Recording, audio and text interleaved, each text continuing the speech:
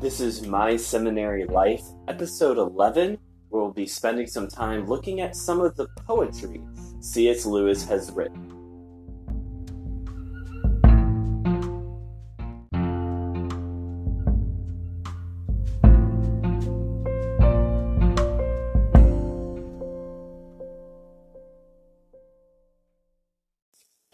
Well, welcome back to My Seminary Life. I'm your host, Brandon Knight.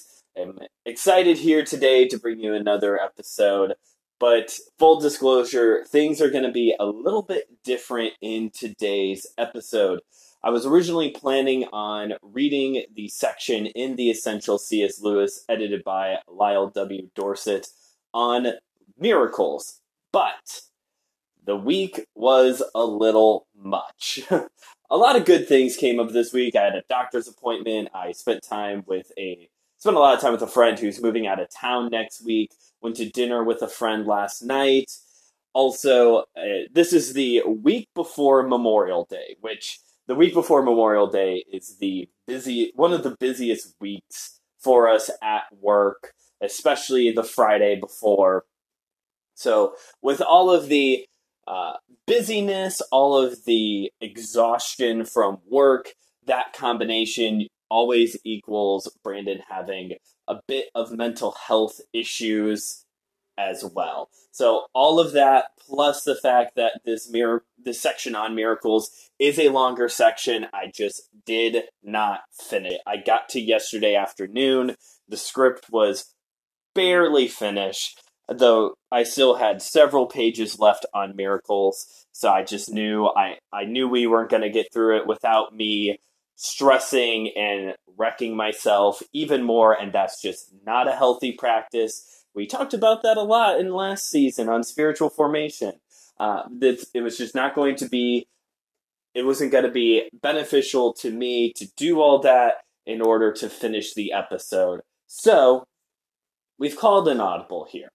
Now, before we get to what we're going to be talking about today instead, just so you know, we're not going to get to this conversation on miracles for probably 2 or 3 more episodes. And the reason being is, we're going to talk about poetry today. Next week, I'm actually going to be preaching at a church on the topic of grief. And to help me do my sermon prep, I'm going to be reading, I have a book, it's a short book that collects a number of different thoughts Lewis has on grief from a number of his different books. It's not just The Problem with Pain or A Grief Observed. It's a lot of different writings compiled together on grief. So I was going to read that to help with my sermon prep during the week, and I figured, why not knock out 2 birds with 1 stone? And that's what we're going to talk about next week here on the podcast, looking at some of Lewis's thoughts on grief, pain, suffering, things like that. Going to be kind of like revisiting the Dark Night of the Soul episode from several podcasts ago. But so next week we're going to do grief, which means it's not going to be until the following week that we're going to circle back to this conversation on miracles. Again, I apologize for that, but let me say it's probably worth it because this is a very long section and it's been very good. I've had a lot of thoughts from this reading. I would say so far this has been the read so far that has blown my mind the most in these few episodes that we've done on C.S. Lewis. So stay tuned. It's going to be worth it. It's going to be beneficial to me to do it this way. But like I said, I didn't want to leave you all hanging for this episode and give you nothing or to do something that would be completely unrelated to C.S. Lewis. So instead, in this essential C.S. Lewis book, there is a section of Lewis's poetry. It's short. I think there's only a dozen or so poems here, which Lewis has written a lot of poetry. Actually, his first 2 books were books of poetry. They didn't go over very well, but he has written hundreds, I believe, of poems. I think is what I read in preparation. He's written hundreds of poems. There's one big book called Poems that collects all of them together. Like I said, he started out writing these first two books, and then poetry just kind of became something that would get peppered into his writings and teachings throughout the rest of the course of his life. So we're going to spend some time doing something different today. Instead of looking at one major theme in this episode, we have a number of themes to look at here from C.S. Lewis. I don't know where you're at right now, but it is a chilly May day this morning as I'm recording this podcast. I've got like sweatpants and a hoodie on as I'm prepping this. By the way, I usually wear my pajamas when I do this. Why get all fancied up when, you don't see me. You don't see what I look like. This is basically radio. So anyway, it's a chilly May day where I'm at. We're going to talk about poetry. So if you want to, put this episode on pause. Go make yourself a cup of tea, a cup of coffee. If it's a nice chilly day where you're at as well, grab a blanket, put on some light, casual music. I'm gonna tone down my voice a bit. Maybe give you some NPR, very steady, calming voice for the rest of this episode. Hopefully I won't start talking like William Shatner as I'm recording this, pausing in between each word, as if there was a comma there at various strange points. Anyway, again, this is just going to be a relaxed, calming episode because, truth be told, I kind of need a calming, relaxed day to recover from this week and to prepare for the week ahead of me. And I bet you do too. And what better way than with poetry? It's calming. It's relaxing. We're going to have a poetry slam here on My Seminary Life this morning. Now, if you came here for deep theological studies, sorry, this is not the season for that. We're taking a break from classes and we're spending some time with C.S. Lewis right now. But let's all take a break and enjoy some poetry.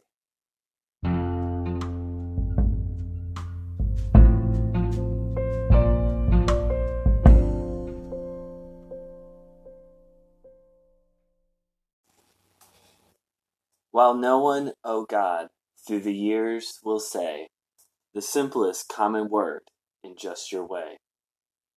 In joys that sting, Lewis reflects on how it hurts to do things that at one point in time you used to do with other people.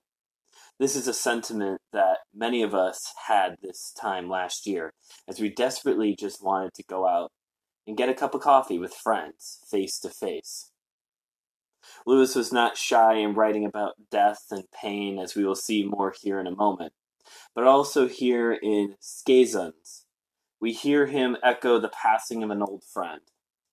Walking today by a cottage, I shed tears when I remembered how once I had walked there with my friends, who are mortal and dead. Years little had healed the wound that was laid bare. Twice in this collection, we read poems dedicated to the passing of loved ones. First, there is to Charles Williams, who was part of the Inklings with Lewis and Tolkien. Your death blows a strange bugle call, friend, and all is hard, to see plainly or to record truly. The other is dedicated to Lewis's dear wife, Helen Joy Davidman, which reads in part, like cast-off clothes was left behind in ashes, yet with hope that she, reborn from holy poverty, in Lenten lands hereafter may resume them on her Easter day.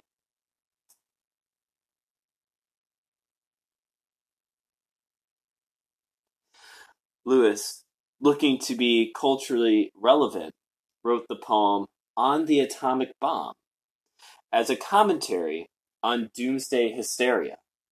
It makes me wonder if Lewis was alive today, if back in March of 2020 he would have sat down and penned a poem reflecting on panic buying and other end of the world mentalities that we had during that time. So, you found an engine of injury that angels might dread. The world plunges, shies, snorts, and curvets like a horse in danger. Lewis was not shy in critiquing other people's work, like in his poem, A Confession, where he is attacking the work of T.S. Eliot.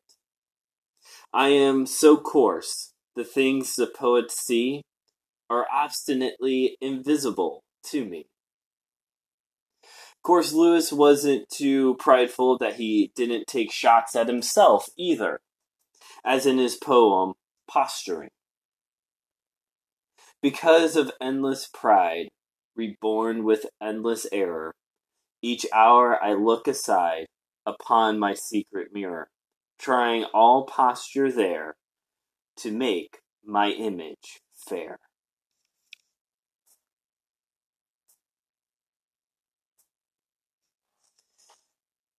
In Evolutionary Hymn, Lewis brings down the idea of progress, which makes me wonder if his old friend J.R.R. Tolkien would have approved, seeing how this is one of the major themes in The Lord of the Rings. And if you'll allow me to digress for a moment, I love J.R.R. Tolkien almost as much, if not more, than C.S. Lewis. My hope would be to spend some time on his work sometime here on the podcast. But oftentimes in The Lord of the Rings, the purpose, the meaning of the story is often simplified down to a simple allegory of good versus evil, or there is a Messiah imagery read into Aragorn, and that is the seen as the main purpose of the story is a Jesus Christ story in the form of Aragorn retaking the throne in Gondor. Personally, I see that one of the major themes of this story that is often overlooked is that dealing with industrialism. As we see, it's symbolized in the book by the evils of industrialism in the form of the construction of the orcs, as nature is destroyed in order to create the orc army and the weaponry. Nature is destroyed to fuel the machines that are creating these weapons of war. What contrasted that with the simplicity, albeit oftentimes the ignorance, of the Shire life. That is the tone here in The Lord of the Rings. That this is a story about advancement, industrialism, and how it's destroying nature and the evil that comes from the industrialized mindset. While although you may live a life of ignorance and bliss, there is a simplicity and beauty in the Shire. Now, thank you for letting me get on my soapbox here for a moment, talking about Tolkien. But to resume the talk here on Evolutionary Hymn, Lewis writes, "By evolving, life is solving all the questions we perplexed."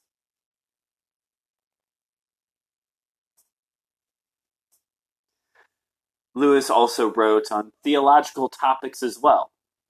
In Sonnet, he gives his view on the day Sennacherib's army was stopped by the Lord in 2 Kings 19. "Till men have prayed and suffers their weak prayers indeed to move as very muscles his delaying fingers, who, in his longanimity and love for us, small dignities enfeebles for a time his power. In Stephen to Lazarus, we read the first Christian martyr, Stephen, talking to Lazarus, who Jesus raised from the dead, about how maybe Lazarus was really the bigger martyr, seeing how he came back from the dead, from rest, back to life to potentially serve Jesus longer in his second life. But was I the first martyr who gave up no more than life? While you, already free among the dead, your rags stripped off, your fetters shed, well knowing that your death, no vain, died once, must all be died again. Finally, in the Apologist Evening Prayer, which this really doesn't take the form of a prayer traditionally, Lewis briefly reflects on the life of an apologist and the things you can get caught up in, like intellectualism. And he turns this all over to the Lord. Thoughts are but coins. Let me not trust instead of thee their thin, worn image of thy head. From all my thoughts, even from my thoughts of thee, O thou fair silence, fall and set me free. Lord of the narrow gate and the needle's eye, take from me all my trumpery, lest I die.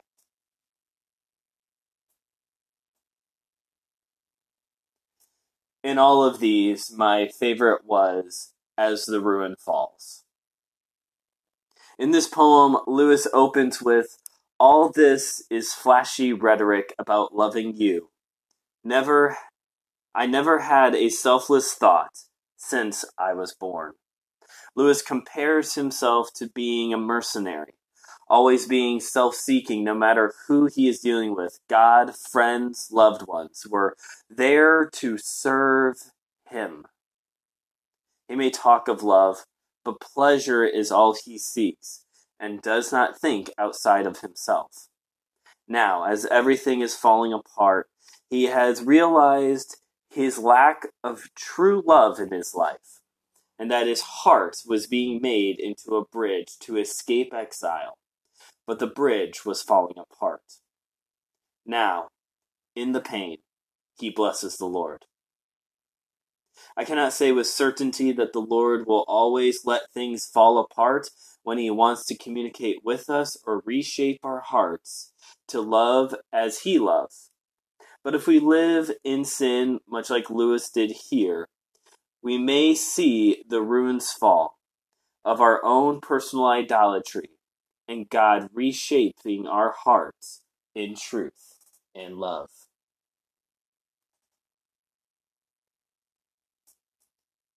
As we spend time looking at poetry today, I think it wise for us to spend a little bit of time reflecting on Scripture's view on creativity. Because you cannot talk about women and men like C.S. Lewis or other Christian authors and creators without addressing the fact that creativity and imagination has a role in God's plan in bringing humanity back up to him. And so, today, in our verse of the week, we're actually looking at a section of verses from the book of Exodus. Exodus 35, verses 30 through 35. Then Moses said to the people of Israel, see, the Lord has called by name Bezalel, the son of Uri, son of Hur, of the tribe of Judah, and he has filled him with the Spirit of God, with skill, with intelligence, with knowledge, and with all craftsmanship, to devise artistic designs, to work in gold and silver and bronze, in cutting stones for setting, and in carving wood, for work in every skilled craft. And he has inspired him to teach, both him and Oholiab, the son of Ahisamach of the tribe of Dan. He has filled them with skill to do every sort of work done by an engraver or designer or by an embroiderer in blue and purple and scarlet yarns, in fine twined linen, or by a weaver, by any sort of workman or skilled designer. Do you know what these men are going to go work on next? They are working on designing the tabernacle. The tabernacle, the place where God met Israel prior to Solomon building the temple hundreds of years later. This tabernacle, this tent and poles, this wasn't just a simple tent with some logs that held it together. This was a work of art. This was a thing of beauty. There was no simple, plain designs here. It was beautiful. And what is beautiful in this section is that we see that the Spirit of God filled these men to get this work done. This creative work was done by men being led by the Spirit of God, being empowered by His Spirit to get the work done, to create something beautiful. There is a place in God's plan for imagination, for creativity, for art. There's a place for poetry. There's a place for creative stories. There's a place for dance. There's a place for music. There's a place for all these expressions of beauty to be dedicated to God. Works that we can do to lead people to Christ, works that can be done to disciple His followers already, can be done in creativity with imagination as the Spirit of God works through us.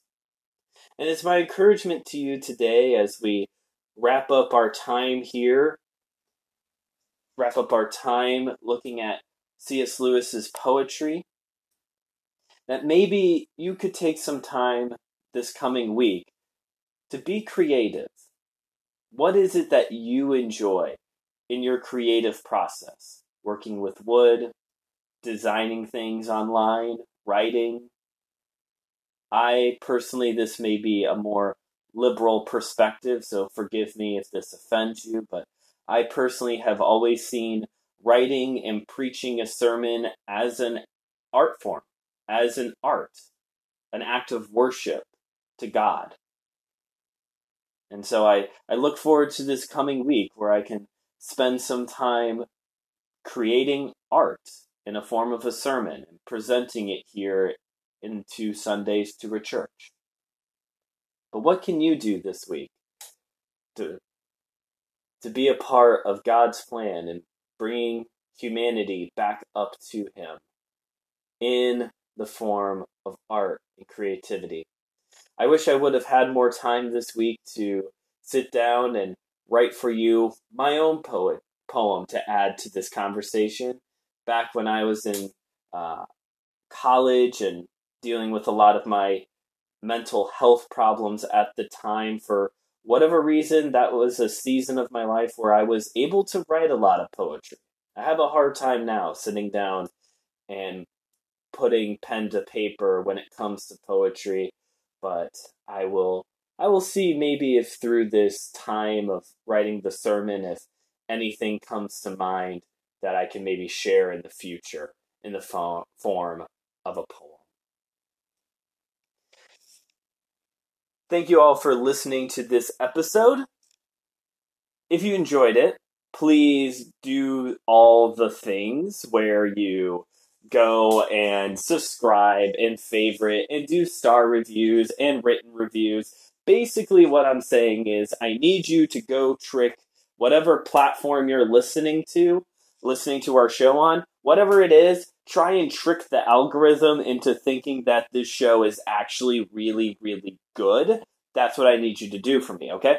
So, because when that happens, the show gets recommended more to other people, or we could just do things the old-fashioned way, and you can tell somebody you know about the show that you think would really enjoy it. Also, if you really enjoyed this Poetry Slam edition of My Seminary Life, let me know. You can comment on wherever you found this link on social media. You can slide into my DMs on Twitter at my_seminary life. Or you can leave us a message on Anchor, and I'd be happy to hear those from you all. Let me know what you think. If this is something you want to hear again, there's no more poetry in this book, but obviously there's lots of poetry out in the world that I could get my hands on, and we could do a future Poetry Slam edition of My Seminary Life just for a change of pace. Okay, so like I said, had to call an audible this week, and again, I apologize for that. I hope this episode was still encouraging, still enlightening for you. Next week, we're going to be talking about grief, so we were nice and cozy in this episode. Next week, prepare for heaviness. It's going to get heavy, it's going to get uncomfortable, but it's going to be good. And this is, much like when we talked about the Dark Night of the Soul, this is something that we need to talk about. We don't need to skirt around this conversation. So, and again, Miracles will be coming up the following week, and it's going to be good. You don't want to miss the conversation on Miracles. But that's it for this week's episode. Thanks for stopping in. I love you all. Goodbye.